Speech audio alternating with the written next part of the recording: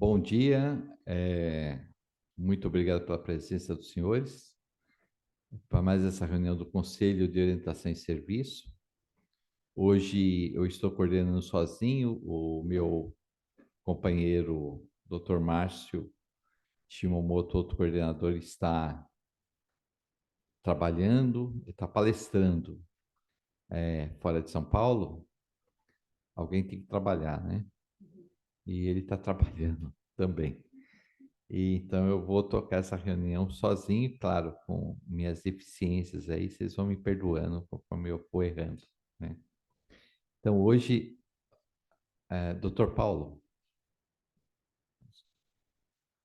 aí é, agradecer muito a presença da quem está nos assistindo pelo vídeo, nos acompanhando, e quem está presencialmente mais ainda, né? Muito obrigado pelo prestígio que nos é conferido pela sua presença dos senhores.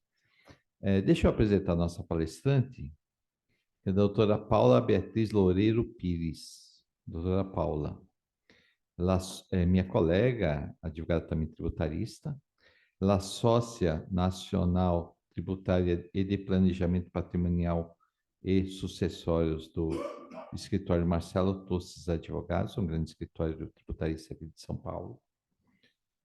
Ela é formada em Direito pela Universidade de São Paulo, tem especialização em Direito Tributário e Políticas e Relações Internacionais. Mãe do André, associada do Rotary Club São Paulo Cambuci, do qual eu tenho muito orgulho, porque eu sou do Rotary Club Liberdade, então somos companheiros. Padrinhos é coisa de velho.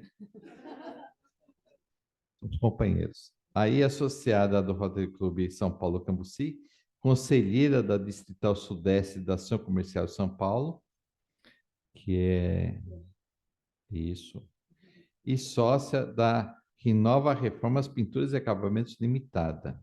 Isso é importante. Reformas, pintura e acabamento é uma coisa que interessa a gente sempre. Então, doutora Paula, pela intimidade, pela proximidade aqui, tanto da Associação Comercial quanto do Rotary Club, permite essa intimidade, essa informalidade, né? Por favor, doutora Paula. Bom dia a todos, tudo bem? Obrigada, muito obrigada realmente pelo convite. Paulo, mais uma vez, obrigada pela intermediação.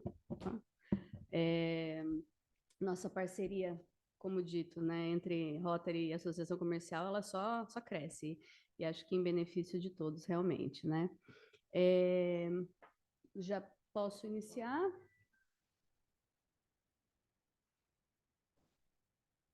Podemos iniciar, Valéria? É só... Perfeito.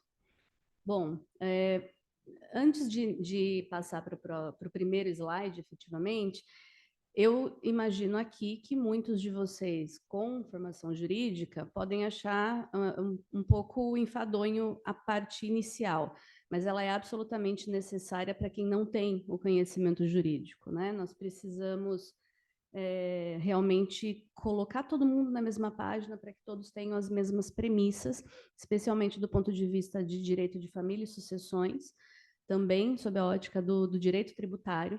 Então, eu vou me permitir usar termos muito menos técnicos para que sejam bastante alcançados independentemente da formação.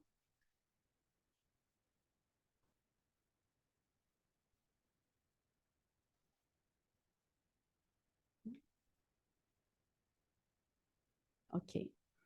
Bom, então para que a gente faz um planejamento patrimonial e sucessório, né? As pessoas elas se perguntam qual é a utilidade, por que eu vou gastar dinheiro com isso. Na verdade, o principal objetivo vai depender da pessoa. Ela pode ter como principal objetivo evitar conflitos familiares. A gente sempre fala, né? No momento que eu vier a faltar, eu não quero que os meus familiares fiquem brigando entre si por aquilo que eu deixei. Então, é melhor que eu resolva os problemas do que eles tenham que brigar lá na frente para que isso aconteça. O segundo objetivo, proteger o patrimônio. No momento em que eu sou sócia de um escritório, eu tenho uma empresa de reformas, eu estou sujeita a problemas trabalhistas, a problemas tributários, eu não quero que esses eventuais problemas possam atingir o meu patrimônio familiar, porque uma coisa é patrimônio da pessoa jurídica, outra coisa é o patrimônio da pessoa física. Perpetuação de negócios da família. A partir do momento que nós temos, nós sabemos que as estatísticas brasileiras, elas são contrárias à manutenção da empresa, né? Nós sabemos que a grande maior parte das empresas no Brasil não conseguem chegar à terceira geração, dificilmente chegam na segunda geração. A única maneira da gente garantir que isso aconteça é por meio de planejamento. Então, racionalizar a estrutura societária dessa empresa, a tomada de decisão dentro dessa empresa, separação do patrimônio pessoal do patrimônio da pessoa jurídica, e que as questões familiares não sejam o principal critério de tomada de decisão, e sim o melhor interesse da atividade preponderante daquela empresa e da sua perpetuidade. E, no fim das contas, como todos sabem, a otimização dos efeitos tributários relacionados a qualquer planejamento. E, de novo, isso eu sempre falo, não existe milagre. O tributo ele vai incidir. O que a gente consegue é fazer com que ele incida da melhor forma possível, da forma mais eficiente possível. E o que eu quero dizer com eficiência? Pagar tão somente aquilo que seja absolutamente necessário. Nem um centavo a mais, nem um centavo a menos. Premissas de família e sucessões. Aqui a gente fez um quadrinho que ele é muito autoexplicativo e depois eu vou compartilhar essa apresentação com todos, então não precisam se preocupar em anotar, nada do tipo. Mas eu vou chamar a atenção para 2 pontos, né, que eles podem ser desconhecidos para muita gente, inclusive para os meus colegas do direito. Na separação total de bens, o cônjuge sobrevivente é herdeiro. Ele não é meeiro, mas ele é herdeiro. Ele não vai dividir nada numa eventualidade de divórcio, mas ele sim será herdeiro em concorrência com os filhos, por exemplo, com os descendentes ou ascendentes, no caso de uma eventualidade de morte. Tá? Esse é um ponto que causa bastante dúvida. E outra questão é a união estável. Hoje nós já temos uma jurisprudência absolutamente sedimentada no sentido de que a união estável é quase um casamento. Eu digo quase porque não tem ainda a formalidade necessária, mas do ponto de vista das consequências jurídicas e tributárias, a gente tem exatamente as mesmas consequências, considerando um casamento cujo regime de bem seja o da comunhão parcial. E lembrando que mesmo na união estável é possível fazer uma declaração ou uma escritura de união estável escolhendo outro regime de comunhão de patrimônio ou separação de patrimônio. Essas premissas elas são importantes para que a gente consiga depois, mais para frente, analisar o que fazer em relação ao patrimônio no âmbito de um planejamento, né?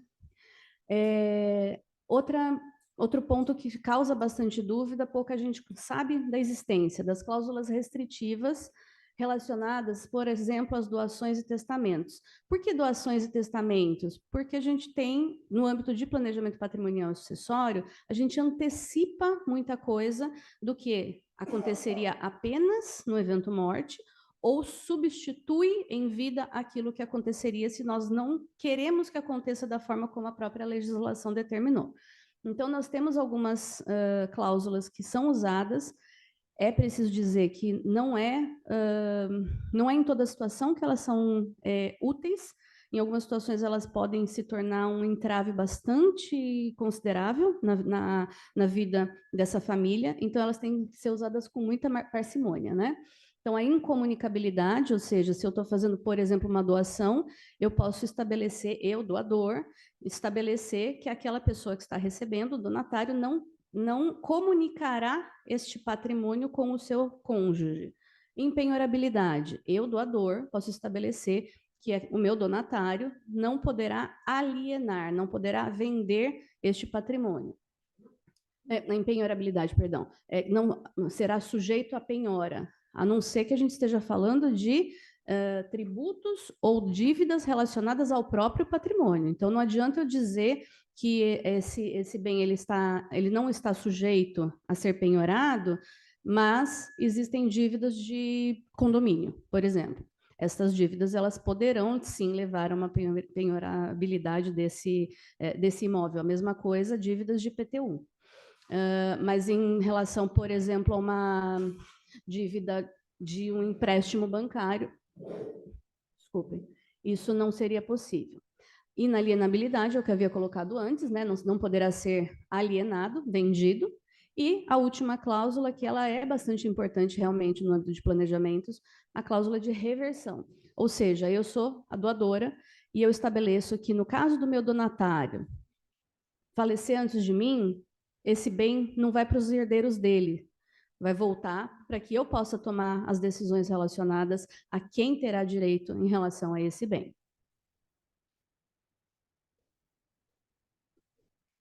O ITCMD é um tributo que tem sido muito falado ultimamente. Ele é pouco conhecido, as pessoas não entendem exatamente como ele funciona, mas tem sido muito comentado.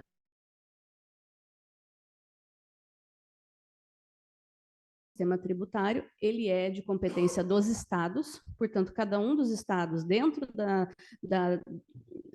dos contornos da legislação complementar, os estados eles têm uma certa liberalidade para dispor, e hoje realmente nós temos disposições as mais aleatórias, de 1 a 8% sobre o valor, tanto de uma doação quanto de uma herança.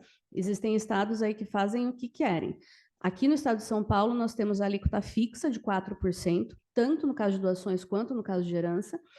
Temos uma isenção relacionada a doações de até 2.500 UFESPs, considerando o valor da UFESP em 2023, este ano a nossa isenção é de até 85 mil, aproximadamente, R$ 85.650. Todos os anos isso aumenta um pouquinho, porque a UFESP ela vai sendo atualizada, né? Mas nós temos vários estados em que já são aplicadas alíquotas progressivas de acordo com o tamanho do patrimônio doado ou objeto de herança, e que é a tendência a se tornar uma regra caso, de fato, a reforma tributária venha a ser aprovada nos termos que ela está sendo discutida atualmente. O ITCMD dele passaria a competência federal e com alíquotas progressivas. Previdência privada, até o companheiro ali da ponta estava trocando uma ideia comigo a esse respeito. É importante dizer que não há um consenso entre os estados, mas aqui em São Paulo, propriamente dito, nós temos uma posição bastante definida por parte da Secretaria da Fazenda, no sentido de que previdência privada não integra inventário. Não está sujeito a inventário, inclusive nós corrigimos um inventário que havia sido iniciado num outro escritório, inventário administrativo. O próprio advogado havia preenchido a declaração de TCMD, incluindo os valores objeto de, não me lembro agora se era VGBL ou PGBL, mas era uma previdência privada. A Secretaria da Fazenda de ofício excluiu esses valores da base de cálculo do ITCMD. E aí, portanto, como não houve nem mesmo a incidência tributária, também não esteve sujeito à escritura de inventário. De fato, quem tem o direito ao recebimento são os beneficiários indicados pelo instituidor da Previdência Privada, mas é óbvio que a gente não está falando que esse entendimento acoberta a simulações. Eu já recebi um seguinte questionamento numa palestra bastante parecida com essa. Mas então tá bom, então eu vou pegar hoje todo o meu dinheiro que está investido, eu resgato, boto numa previdência privada, se amanhã eu falecer, meus beneficiários não vão ter que pagar ITCMD. Não é bem assim. A gente está falando de uma previdência privada com características de previdência privada, que é de acúmulo, sem natureza de investimento, sem natureza de aplicação financeira. É uma previdência privada com natureza de acúmulo patrimonial para fins de manutenção no fim da vida e dos respectivos beneficiários. Não adianta a gente achar que o instituto é imutável. Ele será imutável na medida em que ele seja utilizado para os seus fins, e não para que ele esteja sendo utilizado de forma indevida para deixar como única maneira de excluir a tributação, né? E aí a transmissão de bens no exterior. Esse também é um ponto que causava bastante dúvida, hoje ele já é um pouco mais sedimentado, mas com a reforma tributária voltaremos a ter discussões a esse respeito. Por quê? A Constituição Federal, como eu disse, ela determinou que os estados têm a competência para tributar a herança, atualmente, nosso atual sistema tributário. Mas, desde 88, e mesmo antes de 88, nós nunca tivemos uma lei complementar que dissesse como é que os estados deveriam fazer essa tributação para que essa tributação atingisse bens localizados no exterior de doadores ou falecidos aqui no Brasil, ou que tivessem falecido lá, mas que os bens estivessem... E os estados ainda assim instituíam as respectivas tributações. Lá em 2021, finalmente, o Supremo Tribunal Federal acabou com as dúvidas, dizendo não, sem a lei complementar não há possibilidade de tributação. Mas, ao mesmo tempo, o Supremo Tribunal Federal também determinou que o Congresso estabelecesse e editasse, de fato, a lei complementar em 12 meses, o que também já foi descumprido. Então, nesse momento, nós estamos aqui num vácuo legislativo, porque, em tese, o Congresso Nacional, tendo descumprido o prazo de 12 meses estabelecido pelo Supremo para editar a lei complementar, em tese, os estados poderiam fazer uma legislação própria para ocupar esse espaço legislativo. Só que os estados dizem, eu já tenho essa legislação. Então, estão tentando se referir ou utilizar as legislações anteriores, o que, sob a minha ótica, é um pouco burro por parte dos estados, com perdão da palavra. Se aquela legislação já foi declarada inconstitucional, corre e faz outra. Se o objetivo é arrecadatório, corre e faz outra e aproveita o vácuo legislativo, mas não fica insistindo no próprio erro. Insistir no próprio erro por parte do Estado é nos dar, como advogados, a possibilidade de defesa dos nossos clientes.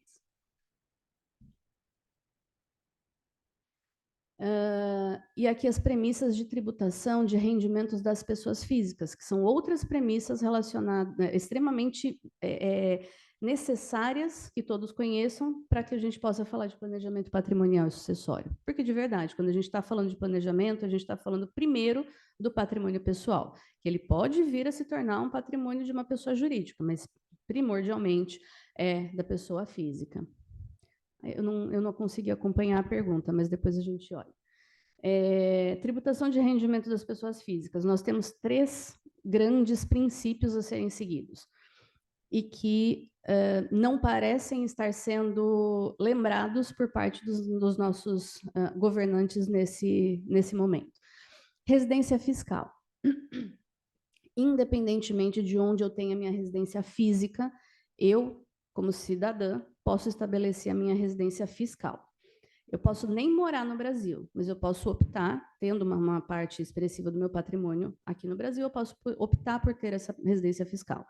Muita gente acaba sendo brasileiro, tem a residência fiscal aqui, faz a declaração aqui, se muda, deixa de dar a saída, passa a fazer uma segunda declaração em outro país, e aí acaba tendo uma dupla residência fiscal, com potenciais danos ao próprio patrimônio, porque muitas vezes acaba se sujeitando a uma dupla tributação, ou muita gente faz, aqui no Brasil eu declaro o que eu ganhei no Brasil, o que eu tenho no Brasil, no outro país eu declaro o que eu ganhei e o que eu tenho no outro país. Na hora que essa pessoa vai retornar para cá, ela não consegue trazer para dentro da declaração brasileira aquilo que ela construiu no exterior, e com potenciais prejuízos, inclusive do ponto de vista penal, porque a falta de declaração fiscal, não a falta de recolhimento do tributo, porque teoricamente ele recolheu razoavelmente bem, mas a falta de declaração é considerada um crime tributário. Tá? Lá em 2016, por exemplo, nós tivemos uma legislação com um prazo determinado de adesão para regularização de ativos no exterior, porque era absolutamente regra que brasileiros não declarassem os ativos possuídos no exterior. Quem não aproveitou aquele momento, porque naquele momento havia uma tributação bastante expressiva, eram 15% de tributo mais 100% de multa, o que quer dizer que somava 30% do patrimônio, mas com isso você comprava um perdão penal.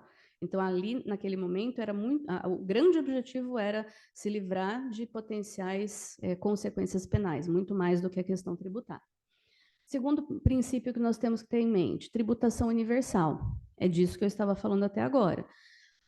Esse princípio ele é seguido, enfim, se nós tivermos 200 países, provavelmente 198 terão a tributação universal como princípio tributário. O que isso quer dizer? Se eu tenho residência fiscal no Brasil, as autoridades fiscais brasileiras têm que saber tudo que eu tenho, tudo que eu ganho, e é aqui que esses valores serão tributados, a menos que haja alguma exceção à regra. O que eu chamo de exceção? Daqui a pouco nós vamos falar sobre isso. Por exemplo, um acordo para evitar a dupla tributação. Eu tenho a residência fiscal aqui, quem tem a primordial direito de me tributar e de receber as minhas informações é a Receita Federal brasileira, ainda que esse patrimônio não esteja localizado no Brasil e ainda que os rendimentos não sejam oferidos no Brasil. Uma fonte pagadora no exterior muito provavelmente vai fazer uma retenção tributária, mas aí eu tenho condições de aqui no Brasil demonstrar este pagamento para que não haja uma reincidência, mas a informação tem que ser prestada, sob risco penal. E o último dos princípios, o regime de caixa. Ao contrário das pessoas jurídicas que, como regra, estão submetidas ao regime de competência, ou seja, eu fiz jus jurídico, eu tenho direito jurídico àquele rendimento, eu já devo levá-lo à tributação. Isso sob a ótica de uma pessoa jurídica. No caso das pessoas físicas, a regra é em o inverso. Não é suficiente ter direito jurídico, mas eu preciso ter o direito no meu bolso. Entrou no bolso, efetivamente eu levo a tributação. Isso é o que eu preciso que vocês tenham bastante em mente quando formos falar sobre a questão dos ativos no exterior propriamente ditos. E aqui um quadrinho de formas de remuneração. Como eu disse, vocês vão receber a apresentação, então eu não vou me demorar muito nesse quadrinho. Os tratados para evitar a dupla tributação. Nós temos 37. O que isso quer dizer? Que o Brasil firmou tratados com outros 37 países para evitar a dupla tributação da renda.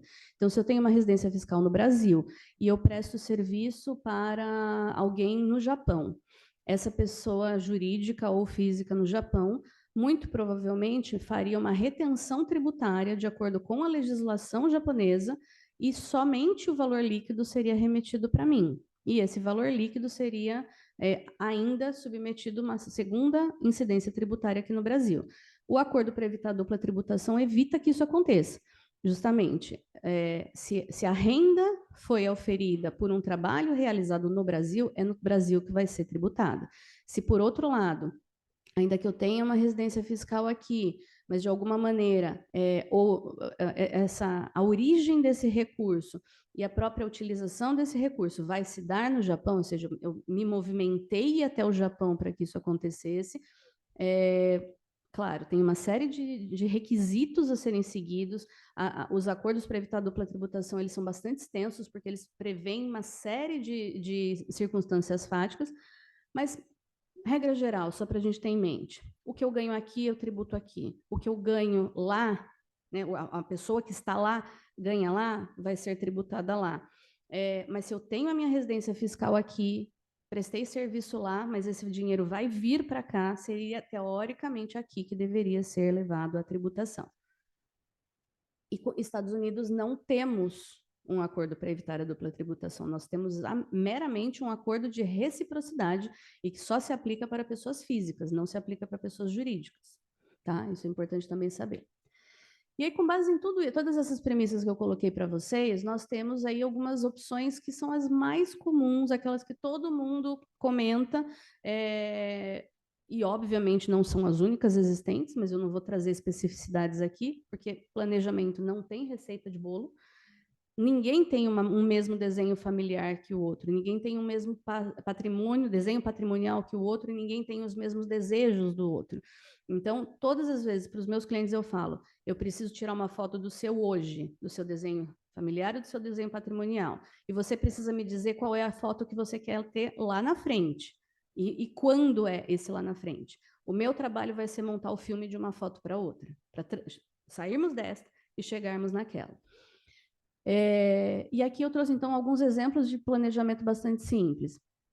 Adiantamento de legítima, aproveitando os limites anuais de isenção. O que é legítima? Isso é direito de família e sucessões. Eu e qualquer outra pessoa no Brasil, eu só posso dispor de 50% do meu patrimônio. Eu não tenho direito de dispor de mais do que 50% do meu patrimônio. Por quê? Porque a legislação protege os outros 50% que serão devidos aos meus herdeiros legais. Isso é a legítima. Os meus herdeiros legítimos, eles têm garantido por lei acesso e proteção a esses 50%.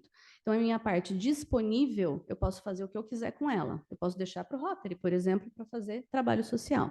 Mas os 50% dos meus herdeiros têm que ser destinados aos meus herdeiros.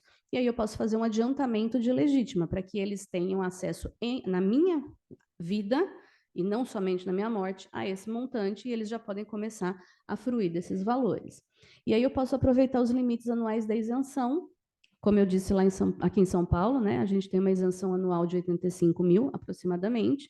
Então, eu posso 85 mil esse ano, 85 mil no ano que vem, 85 mil no ano seguinte. E eu não estou falando de 1º de janeiro a 31 de dezembro, eu estou falando ao longo de 12 meses. Então, se eu faço agora em setembro, 85 mil, e aí eu esqueço e faço em agosto do ano que vem, não vai dar certo. Os dois valores serão somados e o ITCMD vai retroagir a este mês agora e vai ser exigido com multa e juros. Então, o cálculo tem que ser feito sempre da data da primeira doação, 12 meses em diante. No 13º mês eu posso refazer. Testamento, se for essa opção, público, sempre, sem exceção. Testamento particular é querer briga entre familiares. Não funciona. Tem muita gente que insiste, não, porque eu não quero dar publicidade. É a publicidade que garante o direito dos seus familiares e que eles serão obrigados a fazer valer a tua vontade. Tá? Seguro de vida e previdência privada, como nós já falamos, né? A transmissão independe de inventário, não atrai a incidência do TCMD. Essa sigla ITCMD, em outros estados, ela pode ser só ITCD, enfim, tem algumas variantes, mas a natureza é igual, tá? E a disponibilidade direta de recursos. Qual é a grande vantagem disso? Ou do seguro de vida ou da previdência privada? Se o meu patrimônio é muito grande, às vezes os meus herdeiros não vão ter dinheiro suficiente para pagar o ITCMD e acessar o meu patrimônio.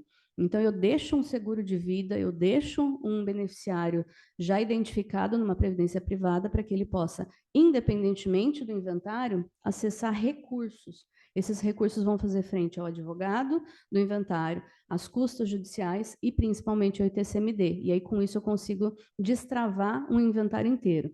Então, como eu disse, é planejamento. Gente, se eu faço planejamento de uma lista de supermercado, por que eu não vou fazer planejamento da minha vida? Essa é a grande questão, né? Outra forma bastante comum de se fazer planejamento patrimonial e sucessório. Holdings das mais diversas, as duas principais, de participações ou de imóveis, né? O que é uma holding? É uma empresa, simplesmente, mas que a atividade operacional dela é deter algo. Quando eu estou falando de uma holding de participações, ela detém participações em outras empresas.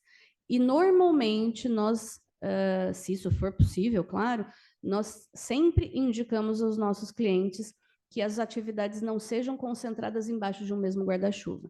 Então, se eu sou sócia de um escritório de advocacia, claro, escritórios de advocacia têm as suas peculiaridades legais, mas só um exemplo. Eu não vou colocar a minha empresa de reformas embaixo do mesmo CNPJ da minha atividade legal. Então, eu tenho um CNPJ para atividade jurídica, eu tenho outro CNPJ para reforma, eu tenho um varejão, eu tenho outro CNPJ, e eu tento não colocar todas essas atividades operacionais embaixo de uma mesma holding. Então, se eu tenho um patrimônio bastante grande do ponto de vista de atividades operacionais, tentem fazer com que as holdings elas não se misturem em relação às respectivas atividades, para que não haja uma potencial contaminação prejudicial em caso de risco trabalhista, em caso de risco tributário, tá? E a holding imobiliária, que é talvez a mais comum realmente, que é para deter imóveis. Ainda no Brasil, muita gente enxerga a atividade imobiliária como uma das mais seguras, uma das mais rentáveis. Então, se a gente faz aqui esse exercício numérico, eu, pessoa física, recebo aluguéis dos imóveis que eu detenho, eu vou ter que tributá-los a 27,5%. E eu estou ignorando o fato de que a maior parte das pessoas não declara recebimento de aluguéis, tá? Eu estou partindo aqui da plena legalidade. Então, se de fato esses valores são recebidos pelas pessoas físicas e declarados, eles serão tributados pela declaração de ajuste anual, tabela progressiva de 0 a 27,5%. Se eu coloco esses mesmos imóveis embaixo de uma pessoa jurídica que esteja submetida ao regime tributário do lucro presumido, os aluguéis eles serão tributados no máximo àquele percentual de 14,53%, e esse percentual é a soma de imposto de renda, contribuição social, PIS e COFINS. E no caso de venda, se eu também colocar dentre as minhas atividades preponderantes a compra e venda de imóveis, eu, na pessoa física, seria tributada no mínimo a 15% sobre o ganho de capital. Como vai ser uma atividade preponderante, uma atividade operacional, melhor dizendo, da minha pessoa jurídica, o valor máximo que eu vou pagar em cima do valor de venda vai ser 6,73%. Ah, mas aí eu vou ter que pagar o ITBI para colocar os imóveis dentro da minha pessoa jurídica. Sim, certamente. Se ela tiver atividade imobiliária, se ela tiver preponderância imobiliária, o que é uma preponderância? Mais do que 51% do seu faturamento ser decorrente de atividades relacionadas aos próprios imóveis. Havendo essa preponderância, tem que pagar o ITBI. Se não houver a preponderância, não tem que pagar o ITBI. E aqui em São Paulo, na cidade de São Paulo, o ITBI é de 3%. A depender do tamanho deste patrimônio imobiliário, esse valor do ITBI, que é um valor a ser arcado na frente, né, adiantado, digamos assim, em 4 anos ele é recuperado somente na economia relacionada ao imposto de renda da pessoa física, que deixa de ser pago e passa a ser pago na pessoa física, na pessoa jurídica, perdão. Fundo de investimento fechado, fundos exclusivos, eles têm estado muito na mídia mais recentemente, desde o finalzinho de agosto, justamente por conta da medida provisória que foi editada, 1184, o nome da medida provisória. Essa estrutura especificamente, ela não é acessível por pessoas de patrimônio inferior a 10 milhões de reais. Fundo exclusivo, nenhuma gestora vai aceitar constituir um fundo de investimento se você não tiver no mínimo 10 milhões de reais para colocar lá dentro.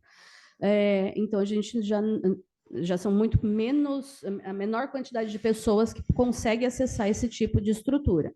Mas era muito interessante na medida em que não há, por exemplo, come cota. Se vocês fizerem um investimento numa aplicação multimercado, vocês vão ver que todo mês de maio e novembro um pedacinho é retirado daquele patrimônio. E quando há um resgate, complementa-se esse come cotas. Então, no caso dos fundos de investimento exclusivo e fechados, esse come cotas não existia e todo esse valor ele era reinvestido. Enquanto você não retirasse o montante de lá, não havia tributação. A MP, que está vigente nesse momento, ela determina justamente a instituição do come cotas e ela determina a percepção em momento diferente do efetivo resgate. Então, antes de chegar no meu bolso, eu já deveria pagar. Ao contrário daquilo que eu coloquei para vocês como premissa lá do regime de caixa, né? Então, hoje, neste momento aqui, até que a MP venha ou a ser convertida em lei ou a caducar, nós não constituímos, a gente nem consegue fazer com que uma gestora faça a constituição de novos fundos. E, por fim, os investimentos no exterior.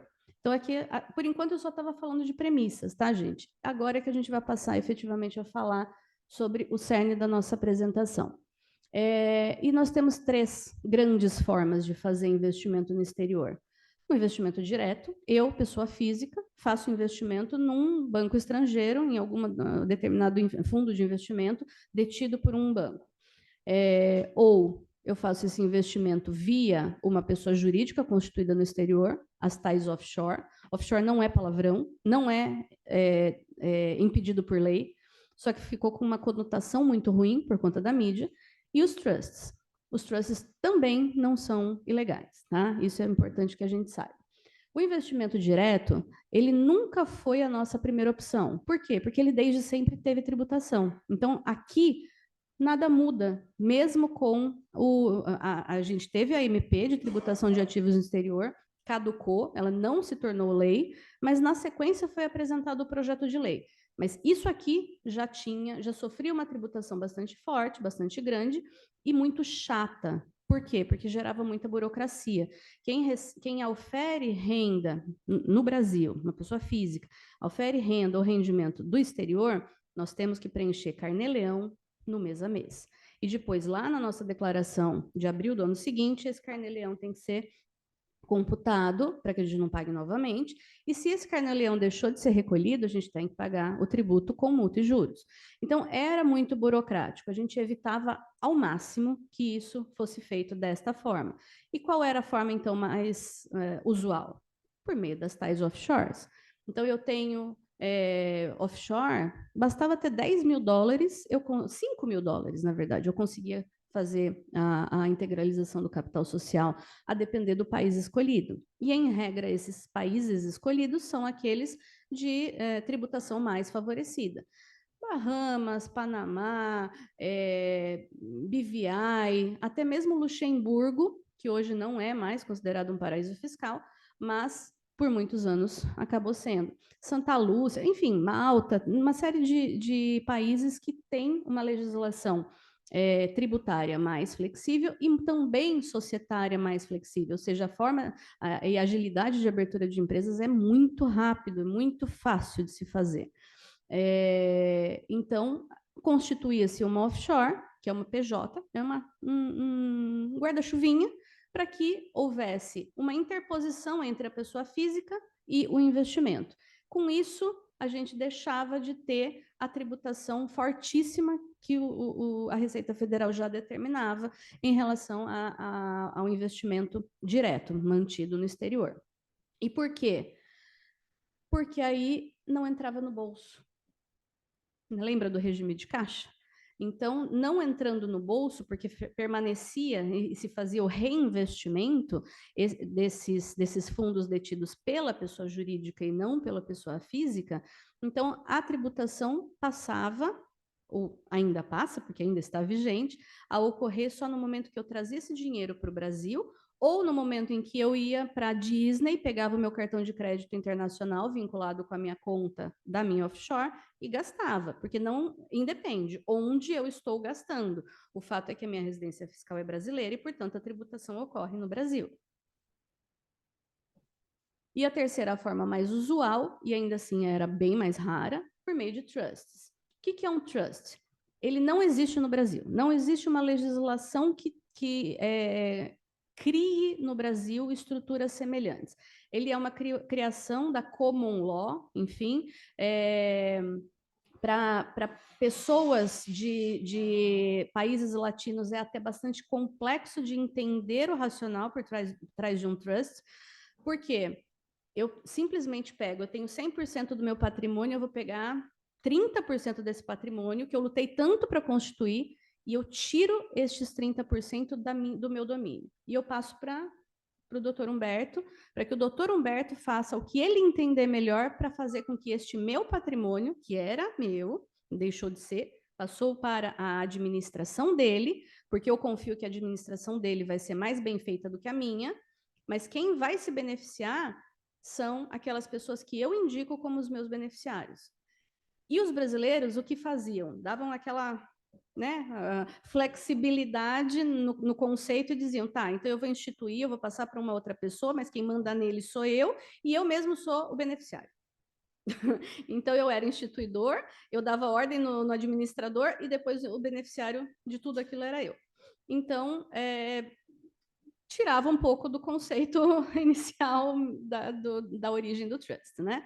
E aí, com isso, como os brasileiros acabavam fazendo dessa forma, não eram trust forte, não eram trusts fortes, e por outro lado, como nós não temos no Brasil uma legislação societária que traga para a legislação brasileira uma estrutura semelhante, o que a Receita Federal sempre fez? Sabe aqueles brinquedos de criança pequena que eles têm que enfiar o triângulo no triângulo, a bolinha na bolinha, o quadradinho no quadradinho? A Receita Federal enfiava o triângulo na bolinha. Dizia, o trust parece uma SA. Não, porque não é uma empresa. O trust é um contrato, não é uma empresa. E uma SA é uma empresa. Então, a gente tem problemas tributários gigantes em relação aos trusts considerados como SA para fins de tributação brasileira. É bastante complexo de apresentar qualquer tipo de defesa quando você não consegue ter na legislação o suporte necessário do ponto de vista societário. Por quê? Direito tributário é um direito de fim. Eu preciso usar as premissas e os institutos dos outros direitos. Nesse caso, eu deveria ter um suporte no direito societário e eu não tenho. Eu teria no direito contratual, mas eu também não tenho. Eu deveria usar a legislação exterior, mas para fins tributários ela não se aplica. Então, eu fico realmente de mãos atadas quando o trust era inadequadamente utilizado. E aí, lembram-se que eu coloquei lá em 2016, nós tivemos a legislação de regularização dos ativos no exterior. Naquele momento, eu participei de inúmeros grupos de trabalho, inúmeros, todos eles compostos por tributaristas, penalistas e contratualistas. Por quê? Porque o trust dava muito problema. Ninguém sabia como declarar. Quem declara é o instituidor, é o beneficiário. Mas a gente tem trust revogável, a gente tem trust irrevogável, mas e o trustee? Será que ele vai querer dar informação? Enfim, então, o que se convencionou naquele momento e meio que se tornou uma jurisprudência até do ponto de vista administrativo mesmo. Trusts revogáveis, a titularidade do patrimônio continua com o instituidor. Por quê? Porque ele pode revogar a qualquer momento, ele continua detendo o poder de tomada de decisão. Se é um trust irrevogável, ele já não declara mais. Ele literalmente deixou de poder acessar este percentual do patrimônio dele. E quem deveria declarar? Os beneficiários. Só que beneficiário não necessariamente sabe que é beneficiário de um trust. E aí a gente chegou num outro gap. E aí esse outro gap causou outro problema. Enfim. Mais ou menos a regra se tornou essa. Era uma regra usual, não é uma regra legal, tá? E outra coisa, os estados passaram a entender que se era um trust irrevogável, eu já tinha uma incidência do ITCMD, porque afinal de contas era uma doação. Só que o donatário não sabe, muitas vezes. E o doador está falando sobre ativos mantidos no exterior. Então, os estados também não podiam tributar por conta da decisão do Supremo de 2021. Então, tudo volta, né? A gente fica sempre rodando em círculo. Sabe cachorro que corre atrás do rabo? Era o que a gente ficava desde 2016 até 2021, e agora até 2023 a gente vai voltar. Então, aqui eu já adiantei um pouquinho esse slide, como é que se faz a declaração. Eu imagino aqui que você já tenha visto uma declaração de imposto de renda, né? Aquelas que a gente apresenta em abril ou maio do ano seguinte, se reportando a 1º de janeiro, de 1º de janeiro a 31 de dezembro do ano anterior, e aquilo que eu detenho na minha pessoa física é o que eu vou declarar. Então, se eu detenho um ativo no exterior diretamente, eu fiz um investimento diretamente num banco, eu vou declarar por este valor. Se eu detenho, na verdade, uma pessoa jurídica, a tal offshore, e ela que detém o patrimônio, o investimento, eu declaro na minha declaração de imposto de renda as cotas detidas da offshore.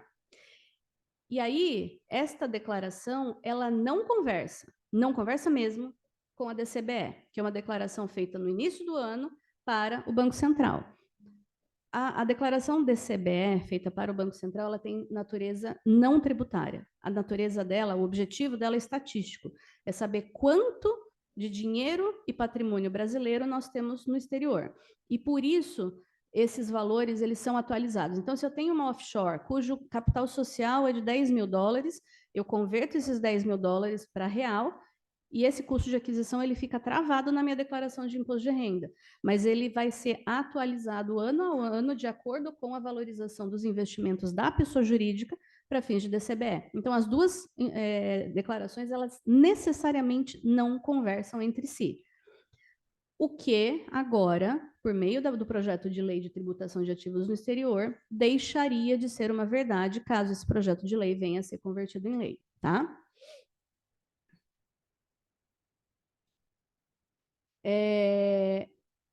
Inicialmente, a minha apresentação falava da MP. A MP já caducou e foi substituída por um projeto de lei. Então, agora a gente vai passar a falar sobre esse projeto de lei. Tem uma faixinha preta em cima, não sei se vocês... Então, a 4.173 foi apresentada agora no final de agosto. A Presidência da República pediu regime de urgência. Esse regime de urgência determina que a Câmara, onde hoje está correndo esse projeto de lei, tem 45 dias para avaliar. Após esses 45 dias, todo o expediente legislativo fica travado até que eles consigam finalizar essa análise e encaminhar para o Senado. Chegando no Senado, como também temos esse pedido de urgência, mais 45 dias para avaliar, sob pena de travamento de todo o expediente legislativo.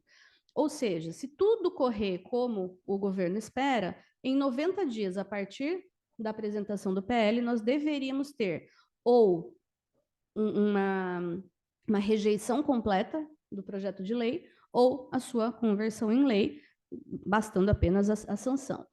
O que eu sempre dizia em relação à MP e que eu posso dizer também em relação ao projeto de lei. Quem está avaliou a MP e agora avalia o PL são pessoas que naturalmente têm offshores e trusts no exterior. Nós sabemos disso. É um fato que pessoas públicas usam esse tipo de estrutura para terem maior proteção.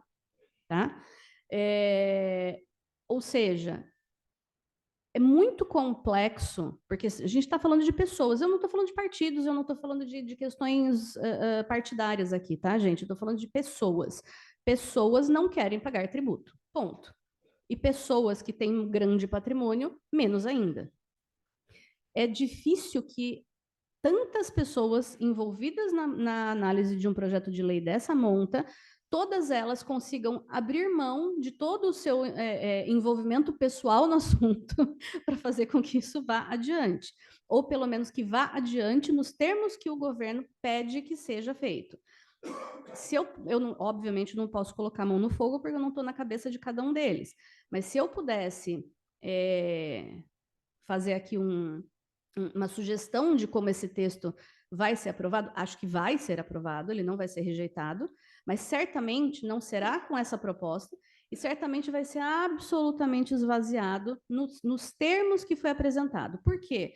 Porque hoje a gente sabe que trusts e offshores são primordialmente constituídos em paraísos fiscais. Por quê? Porque aí eu não tenho nem tributação lá nem cá.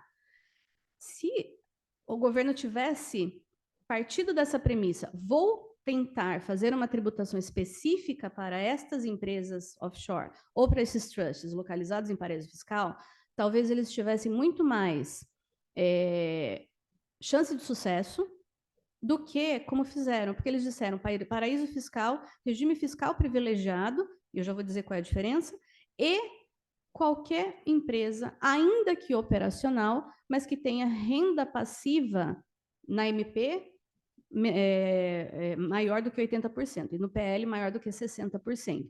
Ou seja, se eu tenho uma empresa que é operacional, uma imobiliária brasileira, atividade operacional de uma imobiliária é uma renda passiva. Por quê? Porque é aluguel. E aí, esta mesma imobiliária, eu não constituí no Brasil, eu constituí no exterior, não precisa ser em paraíso fiscal, eu tenho uma tributação como se ela estivesse localizada num paraíso fiscal e exercendo uma atividade indevida. Entendem a bobagem que foi cometida?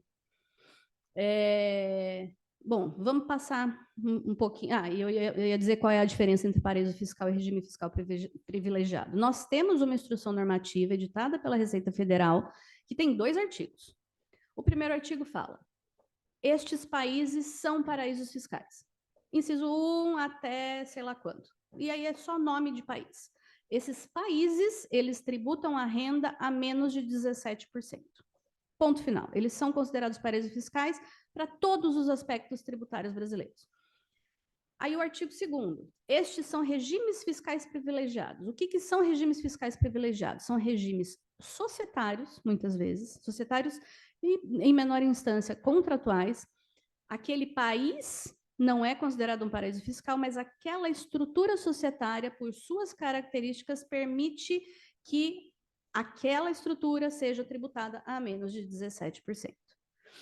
Teve por muitos anos a alíquota de 20%. Hoje a gente trata de 17%, porque isso fica subindo e descendo. Então, a gente prefere usar o menor patamar possível para ser mais equânime, digamos assim. Então, se a gente tem as LLCs americanas, Estados Unidos não são paraíso fiscal, mas as LLCs americanas, elas são regimes fiscais privilegiados, tá? Então, para aquele regime especificamente, nós temos uma consequência tributária diferenciada. Bom, o que então esse PL 4.173 ele propõe? Ele substituiu, como eu disse, a MP 1171 que caducou.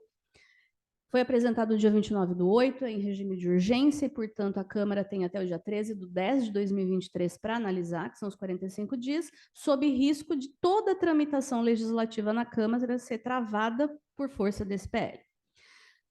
Muito resumidamente, esse PL se destina a pessoas físicas que detenham ativos no exterior, não importa que tipo de ativo.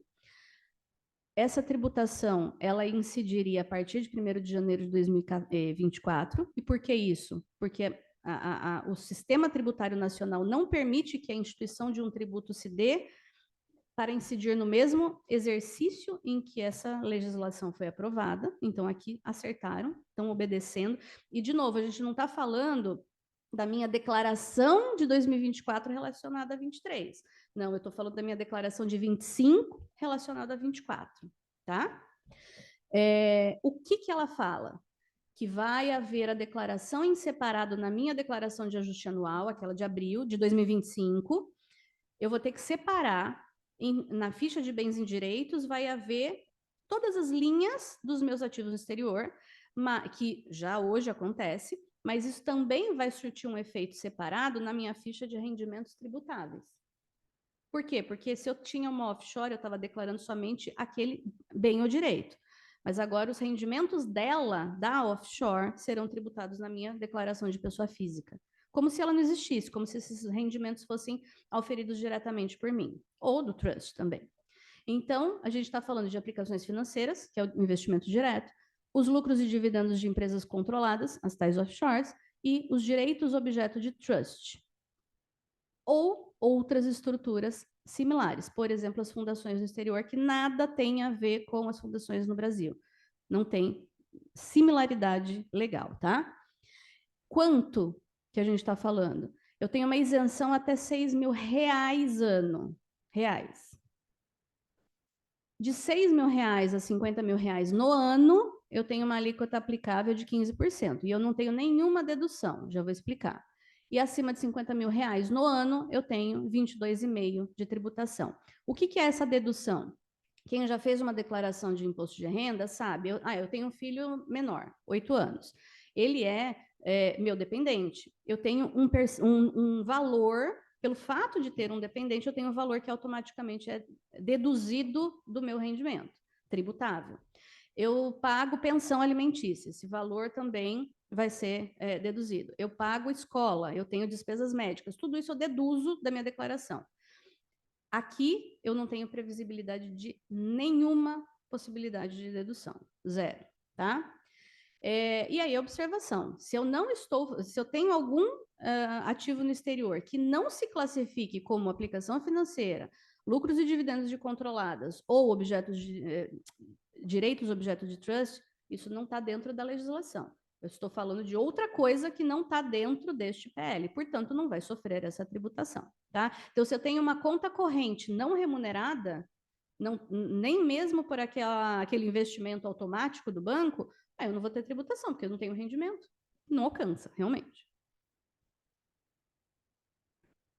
O investimento direto, como que eles falam que agora vai funcionar? Né? A gente falou até agora de aplicações financeiras, que é o mais usual. Só que não é só. Né? Aplicações financeiras, dentro desse grande gênero, eles colocaram um monte de coisa que até então não eram consideradas aplicações financeiras. Depósitos bancários, sim. Certificados de depósito, sim.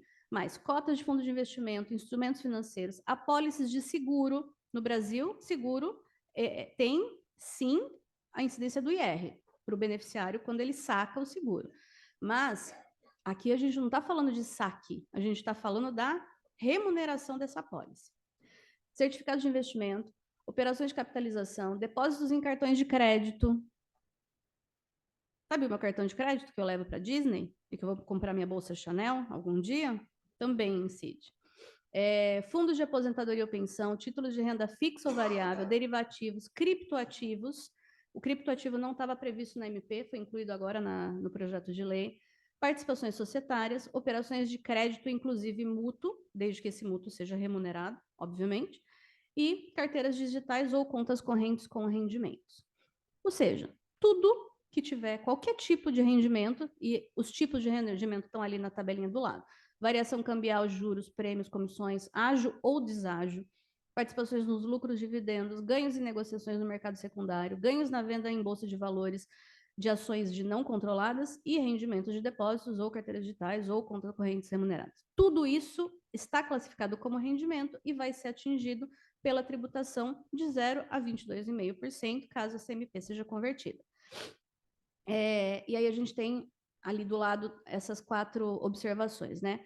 Tudo se refere a resultados obtidos a partir de 1º de janeiro de 2024. 31/12/2023, até esta data, nada será alcançado, a menos que eu queira, e a gente vai falar sobre isso depois, nada será obrigatoriamente alcançado pelo projeto de lei. Esses rendimentos, por exemplo, os juros, né, ali trouxe um exemplo aleatório, eles serão declarados na minha declaração de imposto de renda, declaração de ajuste anual, por isso que chama DAA, e tributados no período de apuração em que percebidos pela pessoa física. A questão é o percebidos. Percebidos deixou de ser, trouxe para o Brasil ou usei no exterior. O percebido vai ser, caiu na conta. Já é suficiente para tributar. E agora, qual foi a lógica utilizada? Nós temos, já para as pessoas jurídicas, essa tributação há muitos anos, desde 2014, pelo menos, né? As controladoras brasileiras têm que incluir na base tributável do seu imposto de renda os lucros auferidos, ainda que não distribuídos por suas controladas no exterior. É exatamente a mesma lógica. Eu não preciso ter acesso ao dinheiro, fazer somente ter direito jurídico a esse recurso já me faz tributar, tá? E os ganhos, inclusive variação cambial sobre o principal, porque eu posso não ter investido em lugar nenhum, mas eu tenho dinheiro, dólar ou euro na minha casa. A variação cambial desse dinheiro, se esse dinheiro foi declarado e ele vai ser atualizado, eu já deveria tributar. Vai ser também declarado na declaração de ajuste anual, tributado no período de apuração. Aí sim, no resgate, na amortização, na alienação, mas também no vencimento das aplicações. E esses vencimentos, eles independem de mim. O que acontecia é que na offshore, esse vencimento ele implicava num reinvestimento. Então, eu não resgatava, estava tudo bem. Agora não, venceu, tributa, mesmo que haja um reinvestimento. E a grande novidade, permite-se a compensação ou dedução. Então, aquilo que eventualmente eu paguei no país em que esse ativo se encontra, eu posso me compensar com o tributo devido aqui, ou deduzir, enfim, da respectiva base de cálculo. O Reinaldo está perguntando se vai ter, se eu vou disponibilizar, sim, a apresentação toda, tá? Eu vou caminhar para vocês. Investimentos diretos, então, era aquilo. Agora, a grande novidade, né? As entidades controladas no exterior, as tais offshore. Realmente, o que se pretende é que não haja pontas soltas, né? Então, eu sou uma pessoa física aqui no Brasil, eu tenho offshore, eu não quero me sujeitar a essa tributação, então eu vou botar, meu filho mora no exterior, então eu vou botar no nome dele. Não vai adiantar. Porque, afinal de contas, o filho é uma pessoa vinculada. Cônjuge, companheiro, parente, consanguíneo ou afim até o 3º grau. Se eu sou uma pessoa física e este meu filho está lá e ele foi colocado como diretor, ou ele passa a ter mais do que 50% de participação no capital social, automaticamente eu já tenho essa vinculação suficiente para me caracterizar como detentor de ativo no exterior. Né? Isso é para evitar a utilização de pessoas interpostas, que a gente já está bastante acostumado no âmbito da tributação de pessoas jurídicas. E aí, como eu disse lá atrás, né? Quem é que a gente está tentando alcançar aqui? São as controladas, que são estabelecidas em paraísos fiscais, regimes fiscais privilegiados, e aí, até aí era bem compreensível, mas também aquelas que, mesmo não estabelecidas em paraíso fiscal ou regime fiscal privilegiado, sejam operacionais, mas que tenham renda passiva, não ativa, passiva, acima de 60%. Então, se eu tenho, como eu disse, uma empresa imobiliária no exterior, praticamente 100% da renda é considerada passiva e eu estou sujeito a essa tributação. Uma exceção a esse mesmo exemplo, se eu tenho uma construtora no exterior, e ela oferece esses aluguéis, primeiro que ela já não vai ter acima de 60% dos rendimentos passivos, mas mesmo que tenha, sendo construtora ou incorporadora, tem uma previsão expressa de exceção no projeto de lei. Tá? Aqui eu trago bem en passant a forma como isso vai acontecer. É muito semelhante à forma de tributação hoje das controladas pessoas jurídicas, tá? Mas eles vão ser, os lucros, essas pessoas jurídicas, elas precisam passar a elaborar balanços com base na legislação brasileira. Não adianta elaborar essas demonstrações financeiras com base na legislação contábil do país de origem. Vai ter que haver uma adaptação para a contabilidade nacional, para que isso seja considerado idôneo o suficiente pela legislação tributária. A conversão em reais sempre vai ter que ser feita com base na cotação do último dia útil do ano, de cada ano, né? E, independentemente de qualquer distribuição, esses valores terão que ser levados à tributação, tá? Eles vão, na MP, era obrigatório que eu tirasse da minha declaração de imposto de renda, da ficha de bens e direitos, a offshore e substituísse pelos investimentos detidos. Isso, pelo PL, passou a ser optativo. Então, eu posso ou não substituir a offshore pelos investimentos por ela detidos. Se eu o fizer, eu vou ter que abrir várias linhas, uma linha para cada investimento, mas independentemente, se eu optando ou não, a tributação vai ser feita da mesma forma. Então, aqui é uma flexibilidade mais burocrática do que para fins tributários, tá? E a grande novidade: poderão ser deduzidos os lucros e dividendos das PJs investidas domiciliadas no Brasil, desde que tributadas com alíquotas iguais ou superiores a 22,5%.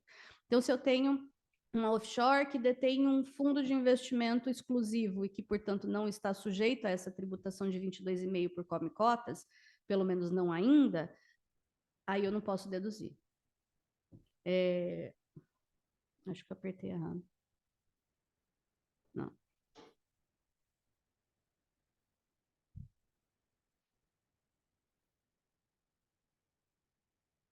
Não tá aí.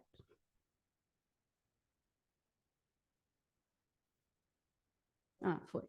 Ixi, agora foi muito.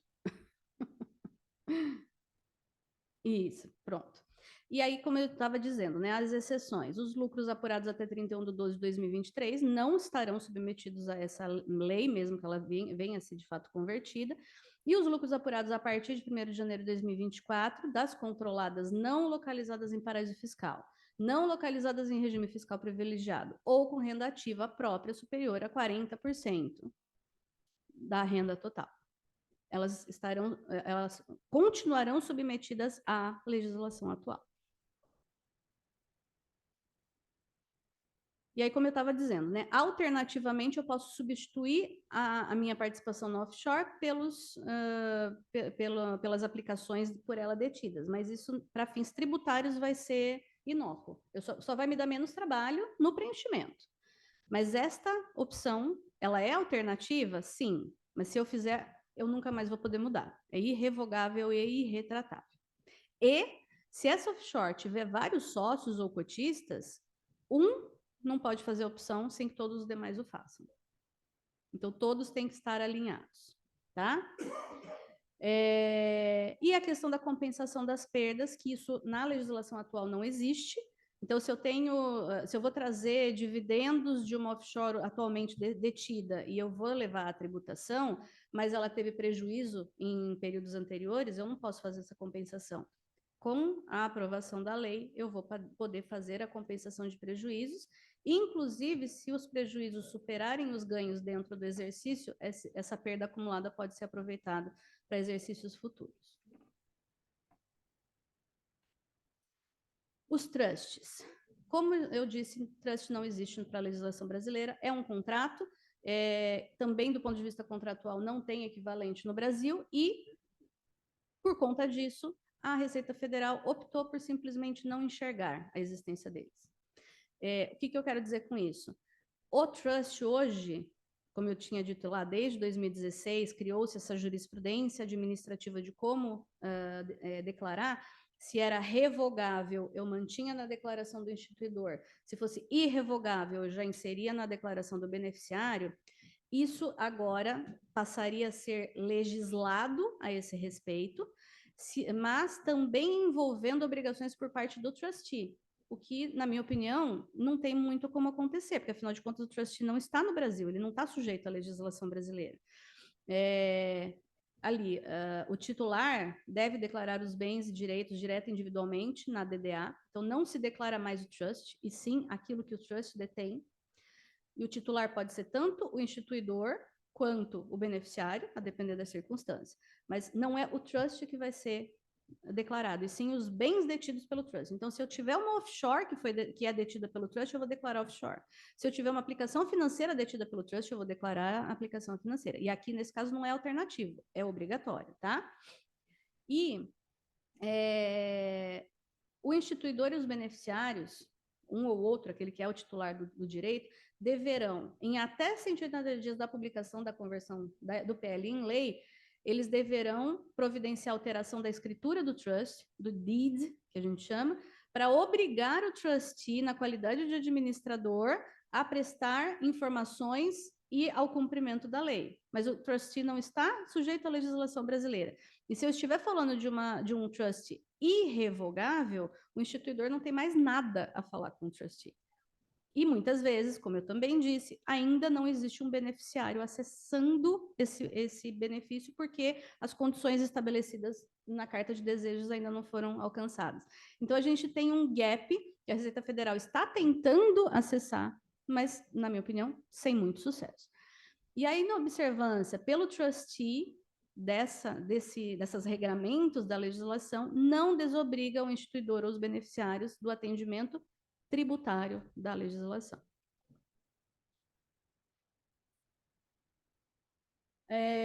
Única parte que realmente pode ser beneficiária para os investidores no exterior é a possibilidade de você atualizar o valor dos bens e direitos detidos. Por quê?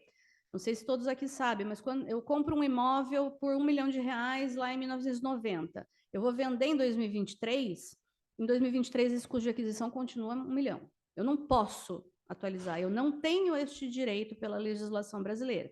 custo de aquisição é travado, a menos que eu faça uma reforma, e aí eu acrescento o custo da reforma, mas eu não atualizo a valor de mercado o custo de aquisição. Por quê? Porque ele vai ser utilizado na composição do ganho de capital. Eu vendi em 2023 a 5 milhões, vai ser 5 menos 4, menos 1, tenho 4 de ganho, tributo. Aqui, o que eles estão dizendo é, eu, detentora de ativos no exterior, eu, Receita Federal, estou sendo super legal com você e permitindo que você faça atualização ao valor de mercado desse custo de aquisição. Você vai tributar não a 22,5%, mas a 10%. Por quê? Porque eu estou adiantando recursos que a Receita Federal, de outra forma, não acessaria nesse momento. Então, a gente faz aqui um jogo de ganha-ganha. Você atualiza, então você não vai ter um ganho de capital lá na frente tributado a 22,5%, eu estou te permitindo pagar a 10, mas por outro lado eu estou tendo um ingresso de caixa que eu não teria expectativa de recebimento nesse momento. Isso aqui, eu não tenho como dizer se é vantajoso ou não. Cada pessoa vai ter que fazer ponta do lápis. É conta, literalmente. Faz sentido? Você tem um recurso para recolher esses 10% nesse momento? Talvez faça sentido. Talvez faça sentido se antecipar a uma reforma tributária, mas nesse momento ainda não tem como fazer. Por quê? Porque o projeto de lei ainda é só um projeto de lei, não é uma legislação. E algumas isenções foram revogadas. Então, artigo 25, parágrafo 4º da Lei 9250, lá de 95. Depósitos mantidos em instituições financeiras no exterior devem ser relacionados na DAA pelo valor do saldo desses depósitos em moeda estrangeira, convertido em reais, pela cotação cambial de compra de 31 de dezembro, sendo isento, essa parte que foi revogada, isento o acréscimo patrimonial decorrente da variação cambial. E da mesma forma, artigo 24 da MP 2158. O ganho de capital sobre a variação cambial de ativos adquiridos com rendimentos auferidos originalmente em moeda estrangeira. Então, a variação cambial deixou de ter essas duas grandes isenções que eram muito utilizadas. Então, eu fui para o exterior, eu recebi o meu pagamento em moeda estrangeira e mantive lá, não trouxe para o Brasil. Toda vez que eu vou para o exterior, eu uso esse valor que já está lá, para não haver a conversão, eu não trouxe para cá, não vou ter tributo, e tinha uma isenção na variação cambial. Essa variação passaria também a ser tributada. Isso era tudo que eu tinha para falar. Como eu disse, eu não sei se isso vai ser aprovado, muito menos em que termos, mas é algo que a gente precisa ter no nosso radar. Desculpem ter me estendido. Muito obrigado, doutora Paula, foi merecido, doutora Paula. Foi bem interessante, bem esclarecedor, mas principalmente instigante, né? São pontos, desde o primeiro ponto até o último, instiga a nossa reflexão. A nossa comissão tem a felicidade de ser composta por várias pessoas que pensam e trabalham sobre esses assuntos, por vários aspectos. Inclusive, tem muitos investidores aqui. Pessoas de dinheiro mesmo, que não é o meu caso. Então, eles devem estar preocupados. Mas eu vou abrir a perguntas e comentários. Eu só vou pedir para ser breve, porque eu sei que tem vários pontos. É amplíssimo o tema. E se a gente for debater isso, é matéria para um seminário, talvez até um curso, se a gente for esgotar e debater todos os temas. Então, eu vou pedir só para ser breve, mas eu vou fazer só um comentário. Eu tenho vários comentários, assim, vários aspectos que estão aí, já me passei a refletir, e alguns pontos eu até escrevi, né? Eu vou fazer 2 comentários só, mas vou deixar no ar, assim, meio sem resposta. Sobre 2 pontos que você tocou. Um é a previdência privada, né? Previdência privada, nós estamos falando do PGBL e o VGBL, né? E é interessante, porque, e é isso eu vou deixar no ar, eu não vou falar o ponto, mas no PGBL eu já vi uma inconstitucionalidade na tributação. Isso é detalhe do detalhe. mas tem uma inconstitucionalidadezinha lá na tributação, em desfavor do contribuinte. E no VGBL existe uma injustiça. E é engraçado que essa injustiça é vendida como uma vantagem ao contribuinte. Mas se você fizer conta, você vai ver que tem uma injustiça forte, violenta. E uma injustiça porque o objetivo da previdência privada é mais ou menos proteger a terceira idade, né? Vamos falar um português claro, né? Esse é o fundo da previdência, né? Nos protegemos da terceira idade. E aí tem uma injustiça, apesar de não ser inconstitucional, de um ponto é inconstitucional, e no PGBL, no outro tem uma. Mas depois, isso é um outro tema. Mas um outro ponto também que é interessante, só para dizer que esses pontos merecem reflexão, são profundos, não são assim tão elementares como parece, né? E o outro ponto, e não pega só rico, não, só quem tem grandes patrimônios, pega também as pessoas normais, né? E o outro ponto interessante é que a Receita Federal, ela considera, lá na legislação interna deles, né, na legislação tributária, lugares de paraíso fiscal. Então, que nem você passou a regra em 17%, por vezes é 20%, quer dizer, quem tributa menos de 20%, 17% do imposto de renda, são considerados paraísos fiscais. Então, é engraçado, o Brasil é um paraíso fiscal na régua da Receita Federal. Volto a dizer, na régua da Receita Federal, o Brasil, em várias das suas aplicações e vários dos seus sentimentos, são considerados paraíso fiscal. E aí eu chamo atenção a um problema sob um ponto de vista problema que é iminente, mas ele não está sendo pensado na profundidade que ele está sendo pensado, que é a questão do ganho de tributação de dividendos. Mudei um pouco de assunto, né? Tributação de dividendos, como é que é o imposto de renda da pessoa jurídica? Grosso modo, né? A tributação é 15% com adicional de 10%. Então, eu tenho 15%, depois que eu passei de um certo patamar, eu chamei de um patamar de isenção, de graça, assim, né? Que é 20 mil reais por mês, ok? Aí eu tenho um adicional de 10%. Por que esse adicional? Olha, esse adicional, se a gente for lá para 95, época que eu era jovem e procurador da Fazenda Nacional naquela época, então eu lembro da questão, ele veio substituir exatamente o ganho de capital.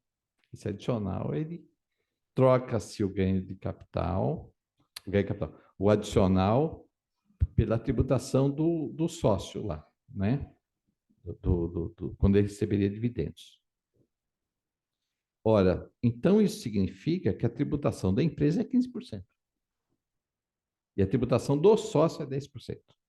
Gente, nós somos muito paraíso fiscal. Só um detalhe, né?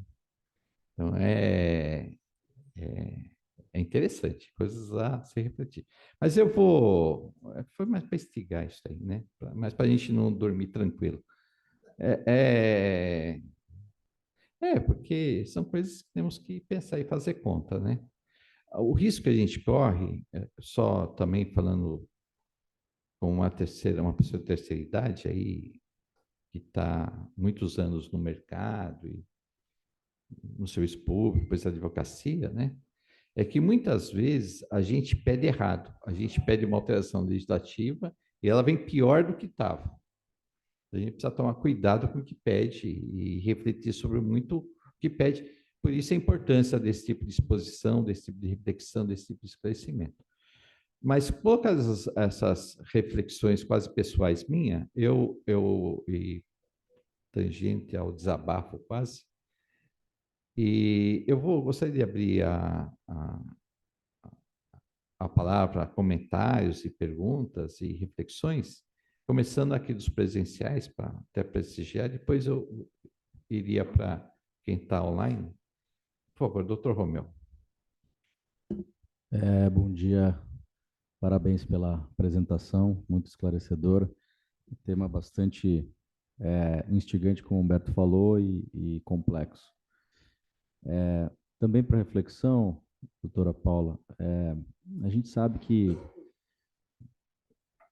uma estrutura muito utilizada para investimento no exterior, né, inclusive as empresas, os bancos de investimento, enfim, sempre recomendam uma estrutura que você tem, por exemplo, uma offshore nas Ilhas Virgens Britânicas e investimentos nos Estados Unidos. Então, essa sociedade, e isso que é importante também ficar claro para quem não trabalha com isso, que não necessariamente a sociedade constituída nesse paraíso, ela tem conta nesse paraíso, né? Porque esses países, alguns deles, não têm um mercado financeiro de capitais tão evoluído, então as contas correntes e que são utilizadas para, a partir dela, fazer os investimentos são em outros países, né? E aí há uma confusão entre aplicação financeira e participação societária, né? Inclusive está no projeto de lei também. Por que eu digo isso? Porque o investimento ou aplicação financeira, ela é feita, por exemplo, nos Estados Unidos, por uma sociedade estrangeira.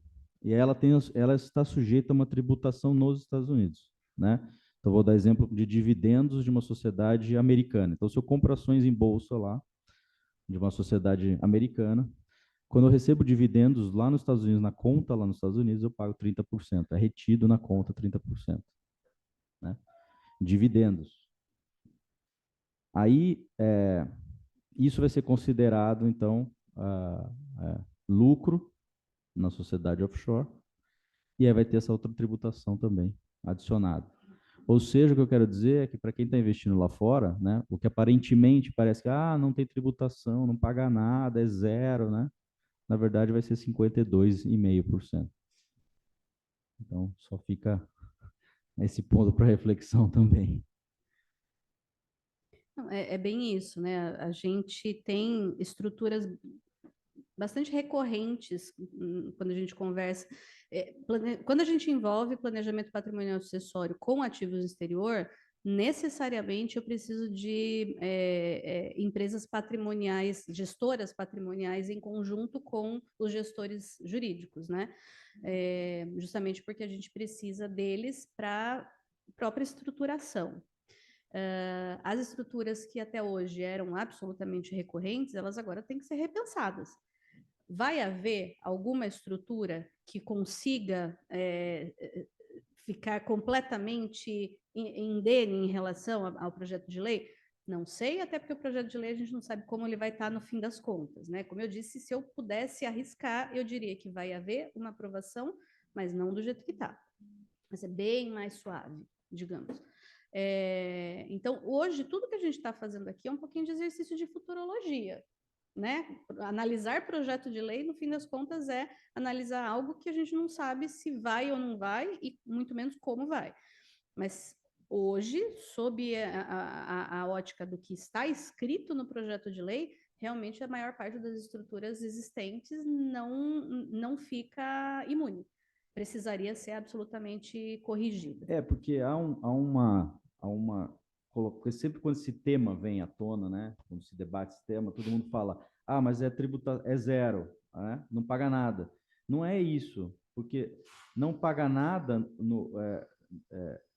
no país em que a sociedade foi constituída, não paga nada. Mas como os investimentos não estão lá, estão em outros países, as aplicações financeiras dos investimentos, ou seja, investimento em outras participações societárias, né, em ações e tudo mais, quando você recebe dividendos, ou quando você aliena tem ganho de capital, enfim, tem algumas dessas que são tributadas. Sim. E aí, como seria o tratamento disso para poder compensar? Porque esse que vai ser o grande problema da compensação. É por conta disso, né, que há a opção, o próprio investidor vai ter que optar se ele continua declarando offshore, e aí ele vai tributar, no fim das contas, o lucro ou o dividendo dessa offshore, ou se ele passa a substituir a offshore pelos investimentos diretos. Porque aí, teoricamente, se ele tiver o lucro, não importa onde esse lucro vai nascer, ele vai ter que tributar.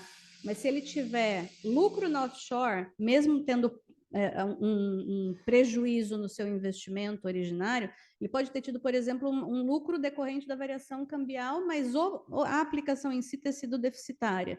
Esse déficit, teoricamente, ele deveria poder utilizar na composição da sua perda acumulada para não ter que pagar tributo aqui. Mas se ele continuar declarando a pessoa jurídica, ele não vai ter acesso a isso. Então, a composição da sua carteira de investimentos no exterior, e quando eu digo carteira de investimentos, não estou falando de aplicação financeira, estou falando de ativos, ela vai ter que ser redesenhada de acordo com essa nova realidade. Qual é a realidade? A gente ainda não sabe. Obrigado. A próxima pergunta, eu vou pedir licença para os presentes e passar para o Sérgio Contente, que está nos vendo por vídeo. Por favor, Sérgio. Bom dia. A minha pergunta é bem simples. Eu tenho um imóvel no exterior e este imóvel eu mantenho ele alugado lá. Os rendimentos dessa locação, eu declaro aqui também? Sim, obrigatório. Não é pelo projeto de lei, é pela legislação atual. Todos os valores que você ofere, não importa onde, têm que ser declarados e tributados aqui. Agora, eu precisaria de um pouquinho eu não trago esse valor para cá. Não entendi, perdão? Eu não trago esse valor para o Brasil. Independentemente. Ele fica lá. Mesmo assim, você tem a residência fiscal aqui e nós temos o princípio da universalidade da tributação. Se você está oferindo essa locação na sua pessoa física, você já deveria estar declarando o imóvel e os rendimentos de aluguel que deveriam compor a sua base tributável. Outra situação completamente diferente é se você tem uma LLC americana, que por sua vez é a dona do imóvel, e aí a locação vai ser estar sujeita à declaração e tributação nos Estados Unidos e você só está declarando a LLC. Hoje, você não tem uma tributação aqui. Por quê? Porque o que você detém é a LLC, não o imóvel. Mas se o imóvel está na pessoa física, não tem exceção. Tá bom. Obrigado. Nada. Rogério. Obrigado, doutor Humberto. Agradecer o convite dessas nossas reuniões do COS, trazendo uma brilhante advogada para trazer todos esses esclarecimentos, realmente muito instigante, conforme o doutor Romeu colocou, e bastante complexo, né? Eu até na exposição, a questão, nós estamos à beira de uma reforma tributária, a gente não sabe o que vai acontecer, o futuro é incerto, e aí me veio a lembrança de uma máxima do Dom João VI, que ele dizia o seguinte, que quando você não souber exatamente o que fazer, a melhor coisa é não fazer nada. e eu procuro, às vezes, utilizar, e lembrei dessa máxima, né? Porque realmente é muito complexa a questão, essas mudanças, né? Essa questão no exterior. Então, eu teria, como o doutor Humberto falou, realmente uma centena de perguntas e dúvidas, mas não é o caso, a gente está aqui. Não, eu vou fazer um comentário. Eu tenho um cliente, ele é meu cliente desde 2016 na regularização de ativos no exterior. Uma família com bastante posses, de origem judia, então trouxeram muita coisa para o Brasil, mantiveram muita coisa lá, e aí eu fiz a regularização para todas as pessoas da família. E aí, em abril, né, quando quando foi editada a MP, no dia 1º de maio, feriado, ele me ligou 6 horas da manhã, desesperado. Eu literalmente fiquei sabendo da MP por ele. Eu não sei o que ele estava fazendo no Diário Oficial esse horário no feriado. Mas ele me ligou desesperado. Não, porque eu preciso mudar e que não sei o quê, e tirar do Panamá, da BVA. Eu falei, não sei nem do que você está falando. Vamos, espera, né? A gente não sabe se a MP vai ser convertida. Não foi. A gente não sabe como é que o PL vai ser aprovado, sancionado. Então, agora a gente está em setembro. Veja, desde abril eu estou tentando convencê-lo de que a gente não tem que fazer nada. E agora é que ele se convenceu de que, por enquanto, a gente não vai fazer nada. Lá para novembro, a gente vai ter uma ideia um pouquinho melhor. É bastante incerto. E tem outra máxima também que eu aprendi nesses 32 anos de advocacia bem sofrida, com muitas cicatrizes, né? Que nessas disputas com o leão, geralmente a gente sai bem machucado e arranhado, né? Chamuscado, né? Então, para enfrentar o leão, a gente precisa pensar muito antes de iniciar aí uma questão. E eu queria uma opinião da doutora nesse sentido, que essa questão desses investimentos no exterior, remeter recursos, oferir renda, declarar essa questão, isso daí, lógico, uma opinião, né? Isso daí não acirra essa relação com a Receita Federal, essa questão de recursos no Brasil que poderiam estar gerando crescimento, emprego e tributos aqui no Brasil foram remetidos para o exterior ou adquiridos no exterior. Isso não cria um mal-estar das autoridades fiscais quando se deparam com uma situação dessa? Qual que seria a sua opinião? Ou não? Não sei, é uma dúvida que eu tenho. Esse é um ponto só, e outro ponto pequeno, e a recomendação do nosso querido presidente, e eu procuro sempre obedecer, ai daquele que não obedecer, que é o seguinte, é a questão dos BDRs, que hoje a gente tem os fundos, os bancos que, por exemplo, você consegue investir, eles chamam fundos espelho, né, que ele tem o espelho dos ativos da Bolsa Americana, das principais bolsas, mas os recursos não são enviados para lá, eles ficam aplicados aqui, e me explicaram, a gerente me explicou, mas eu não confesso que ela falou, não, são BDRs que o dinheiro não sai daqui, ele fica aqui, só ele simplesmente varia de acordo com a questão. Se a doutora pudesse fazer algum comentário, tá. Obrigado. Vou primeiro comentar a primeira parte da pergunta. E correndo o risco de ser talvez mal interpretada, porque, afinal de contas, a minha função é defender o contribuinte. Então, mas ele vai concordar comigo. O direito tributário é uma face de uma moeda cuja outra face é o direito financeiro, orçamentário. Um Estado só funciona se tiver recursos para funcionar. E, acrescento a isso, quem tem acesso a esse tipo de investimento é necessariamente quem tem mais dinheiro. Então, a gente volta, porque na tributação dos mais ricos, etc.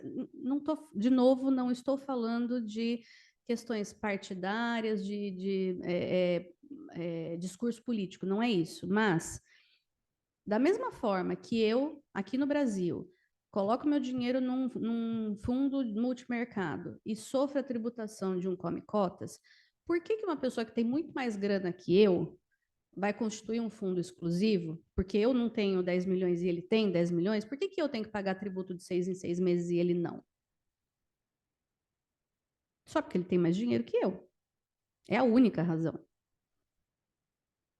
É justo? Eu, do ponto de vista da pessoa que estou pagando de 6 em 6 meses, não acho. Do mesmo jeito, quem tem o recurso no exterior está deixando, como você bem colocou, está deixando de investir aqui para investir lá. Se investisse aqui, estaria sofrendo uma tributação de 6 em 6 meses, coisa que não se replica lá. Se tivesse investido numa empresa aqui, esses dividendos eles não seriam tributáveis, mas a empresa, o lucro da empresa estaria sendo tributado a 25% de imposto de renda, mais 9 de CSL, mais 9,25 de PIS e COFINS, entre outras coisas. Lá não está gerando nada de ingresso de caixa. Então, é realmente injusto o que a Receita Federal está fazendo? Eu vou deixar essa pergunta sem resposta, porque não me cabe responder. Não está dentro da minha competência de advogada tributarista responder isso, porque do meu ponto de vista, meu cliente vai me questionar como é que eu posso, dentro da legalidade, pagar a menor quantidade possível, dentro da legalidade, de tributos. E aí eu torno isso eficiente. E, de novo, milagres não existem. O imposto ele vai incidir. A única coisa que não incide tributo neste momento é respirar, porque até dormir a gente paga tributo, né? Então, o que a gente precisa é lembrar para onde... E aí também pondero, tá? É direito financeiro, é direito orçamentário, mas nós temos acesso aos serviços que deveriam estar sendo prestados com esse nosso dinheiro? Também não vou responder essa pergunta. Eu sei que eu não respondi o que você perguntou, mas é que é uma pergunta sem resposta. Por favor. Você fez uma segunda pergunta, desculpa, não lembro mais. Tá, os fundos espelho. Eles não mesmo que a lei seja aprovada, eles não estarão sujeitos a esta tributação. Por quê? Porque são recursos que não são mantidos no exterior. Eles são espelhos daqueles mantidos no exterior. E eles estarão sujeitos à tributação de qualquer tipo de fundo de investimento brasileiro. Nenhuma diferença. Por favor, doutor. Muito obrigado, doutor Humberto. Gostaria de parabenizá-lo por mais uma nova sessão e dar também os parabéns à doutora Paula Beatriz, que houve umas informações que são de real interesse para todos que estão aqui presentes e também que nos assistem. Seria o seguinte: existe uma preocupação muito grande da população trabalhadora nas informações passadas, né? Que seria o seguinte: existe uma ventilação, assim, vazou na internet por parte de pessoas do governo atual, que existiria um projeto para uma nova modalidade da passagem dos bens do trabalhador brasileiro, naquele que já veio a herança do avô ou do bisneto, que hoje está aqui, né, presente, e está com essa dificuldade que não seria muito bem uma herança que ele receberia. Ele receberia, sim, uma parte da herança. Então, o governo iria dosar, existiria uma dosimetria que se passaria, não aquela fortuna que o avô deixou, passou para o pai, passaria agora futuramente para o filho. Então, foi ventilado isso. Existe uma preocupação quanto a isso, né? Então, nós entramos também em direito civil, a doutora bem colocou, foi bem abrangente, né? Quanto aos herdeiros, o adiantamento da fortuna, tudo isso é muito interessante para quem nos ouve, né? E o investidor também, aquele trabalhador, aquele que começou, juntou a sua moedinha, não sabia em quem investir, porque o dinheiro desvaloriza, o banco paga uma parcela muito mínima do que, se ele precisar investir no seu local de trabalho, ele vai pedir um empréstimo a um juro bem alto. A caderneta hoje de poupança, salvo informações, paga menos do que 0,5%, vamos dizer assim. Então, o dinheiro, mesmo estando aplicado hoje no governo, ele é desvalorizado em relação, como se fosse aquele cavalinho que corre fora da corrida. É muito desvalorizado, né? Então, o investidor, não sei em quem vou investir. Então, ele investe em dólar. Então, hoje tem a tributação do dólar bem colocado pela senhora. Então, ele fica meio perdido, ele não sabe o que ele fazer, porque ele trabalha continuamente para ter alguma coisa para deixar para o seu descendente. É uma querência, como disse na herança, né? Como se diz na herança. Eu vou deixar alguma coisa para o meu filho, para ele que ele possa estudar, fazer uma coisa ou outra. Então, hoje, qual é a melhor conduta para a transmissão dos bens quanto aos menores valores que o fisco pode cobrar nisso daí? E se existe, se é um fake news, isso de que a fortuna que o pai vai deixar para o descendente, ela teria que ser cortada, não sei, em 60%, e 40% ficaria para o filho, porque existe uma grande preocupação que eu vejo navegando pela internet, e eu vejo todas essas dúvidas aí. Mas a senhora tem todas as respostas, colocou muito bem as coisas, mas qual a melhor conduta para tudo isso daí? Como deve agir? Porque tira o estímulo daquele que trabalha. Se o governo vai tomar conta da fortuna, ou da pequena fortuna, ou o que ele vai deixar para os descendentes, isso preocupa, isso é um desestímulo para o trabalhador brasileiro. Obrigado. Sim, muito tem sido dito pela internet, pelas mídias em geral, enfim, em relação à tributação de grandes fortunas, que eu acho que é disso que o senhor está colocando. Primeiro que a gente está falando de grandes fortunas mesmo, não pequenas fortunas. E segundo, Não existe projeto de lei a esse respeito ainda. Existem conversas. Então, tudo que está sendo dito ainda é mera conjectura, tá? Nem mesmo na PEC de reforma tributária isso não está sendo tratado. E mesmo que viesse a ser tratado, a gente está falando de uma PEC. E uma PEC, a única coisa que ela vai fazer é mudar a Constituição. Portanto, mesmo a questão do IVA, né, que é o grande objetivo da reforma tributária. A grande crítica, mas não, ninguém está falando sobre a alíquota. Sim, a Constituição jamais vai trazer uma previsão de alíquota, por isso que não tem uma previsão de alíquota na PEC, porque a PEC vai mudar a Constituição. Quem precisa falar de regra matriz de incidência tributária, que a gente viu lá na faculdade, quem precisa falar sobre isso é lei complementar, não é a Constituição Federal. E depois os entes competentes para incidência que vão efetivamente falar de alíquota.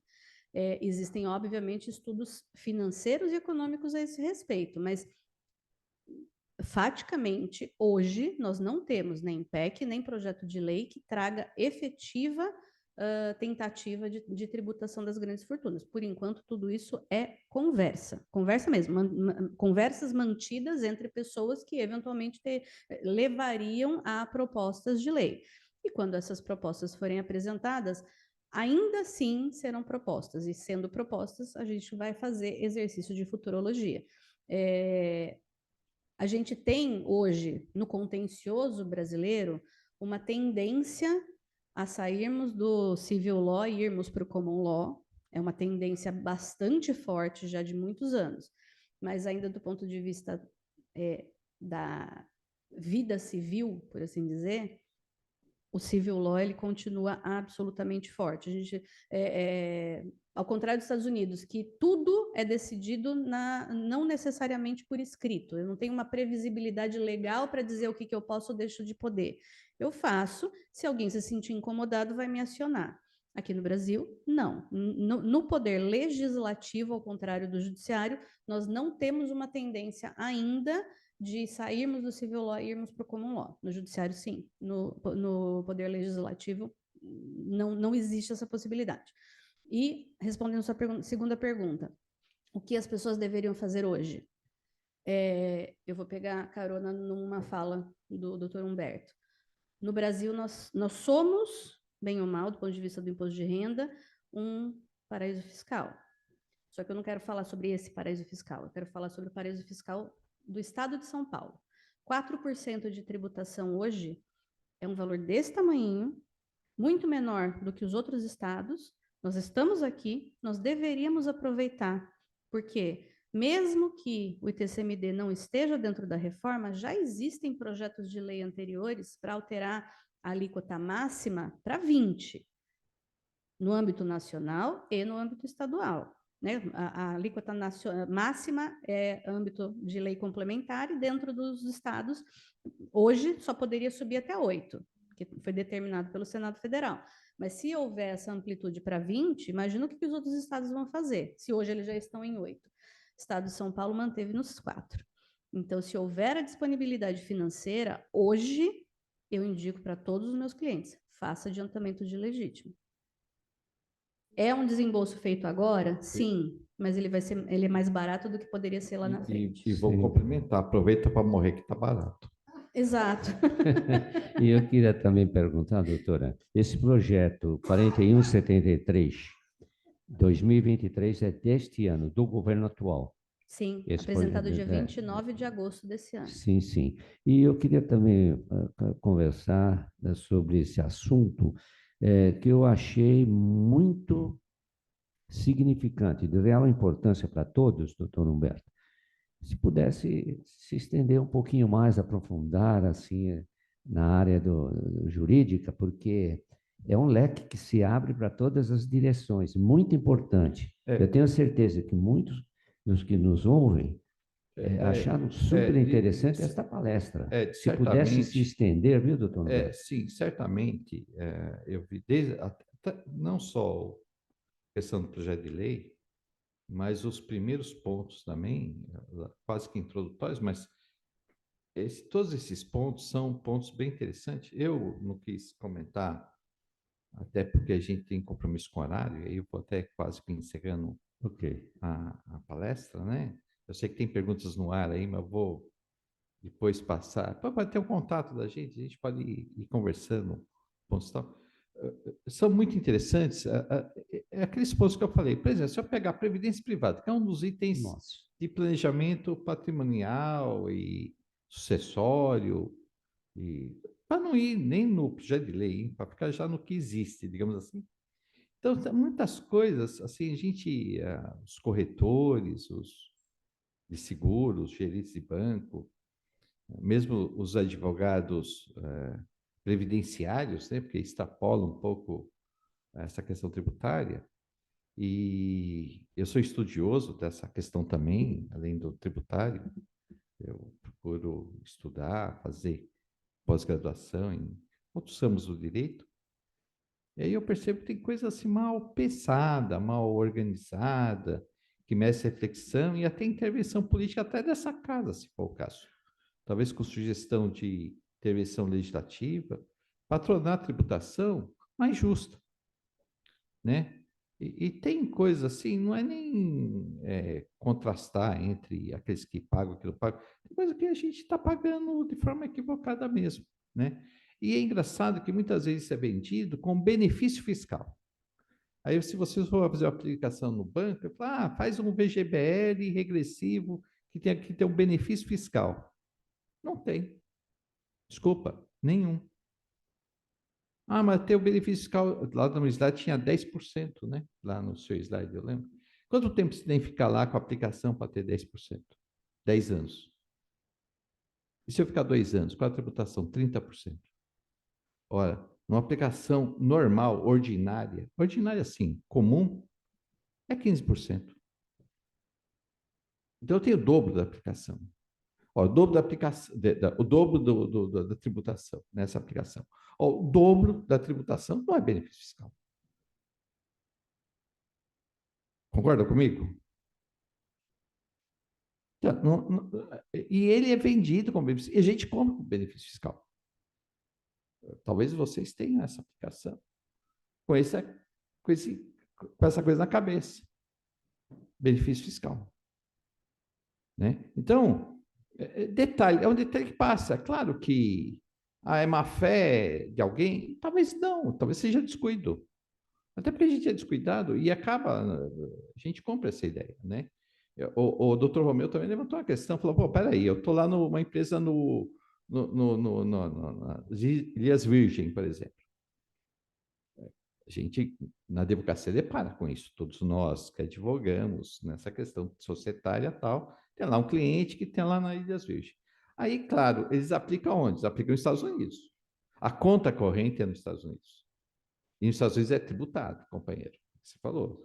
Se dividendos aqui a gente reclama, aqui é 0. Lá é 30%. Né? E aí, mas o Brasil se paga muito imposto? Se paga. O Brasil é mal utilizado? Concordo com tudo isso. Mas também a gente tem que entrar na conta do varejinho lá. Até porque a hora que a gente for cuidar do nosso patrimônio ou do nosso cliente, ou daquele que a gente está prestando consultoria, ou aí agora falando como instituição, aí que entra a conta mesmo. Então, a questão é o seguinte, não é só jurídica, mas também de fazer conta, né, de contabilidade, né?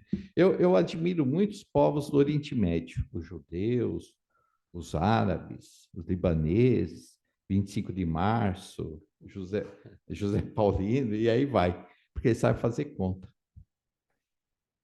Logo de madrugada já estava batendo na sua porta lá, sabe, como é que fica a minha conta aqui. Essa questão, não, mas isso é o certo, tá certo. A gente tem que fazer conta também, conta tributária, essa questão ela é muito importante o desenvolvimento do nosso país, da nossa cidade, da nossa sociedade. Esse é o objetivo da ação comercial, inclusive, é pensar no desenvolvimento nosso, local, entendeu? Para onde vai os investimentos. O doutor Rogério levantou uma questão importante. Até lembrei da doutora Maria Regina, que está do seu lado. Então, que o senhor falou que a Receita Federal arranha e morde, olha para o lado, ela arranhou e te mordeu várias vezes.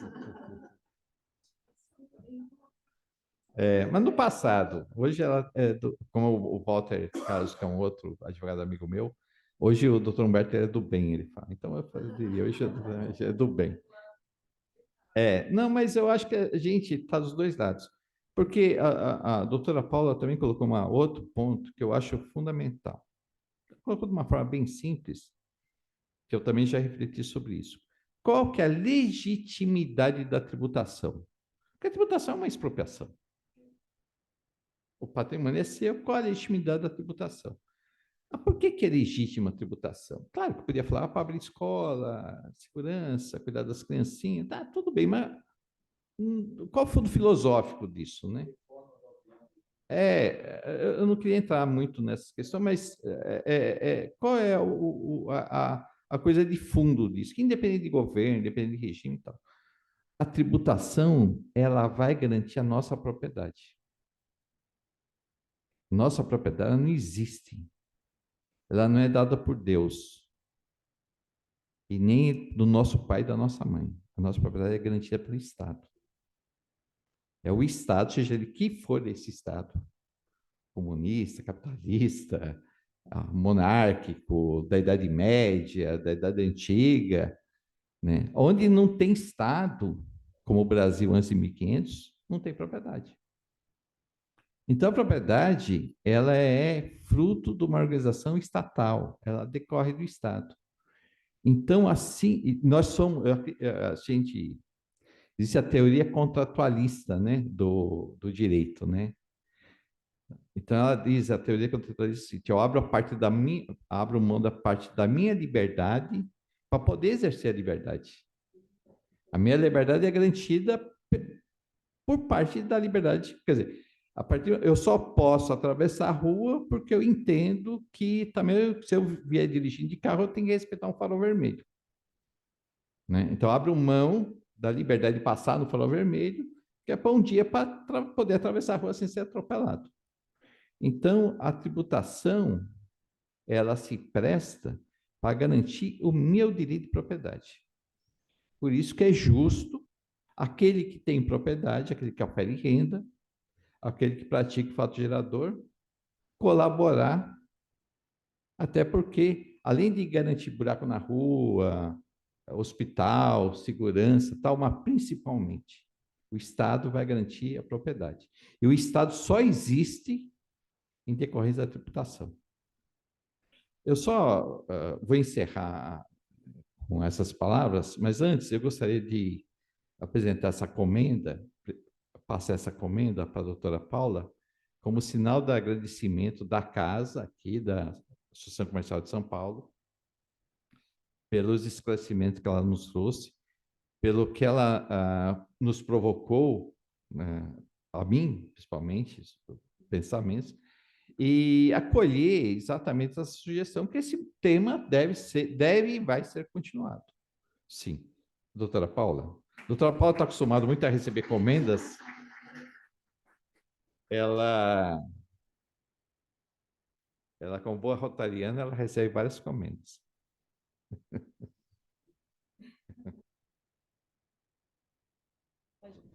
É uma honra, realmente, e respondendo um pouco a demanda das pessoas que fizeram as perguntas, o meu e-mail, vamos compartilhar a apresentação, e meu e-mail está na apresentação, podem compartilhar comigo todas as perguntas, eu vou responder todas elas, ok?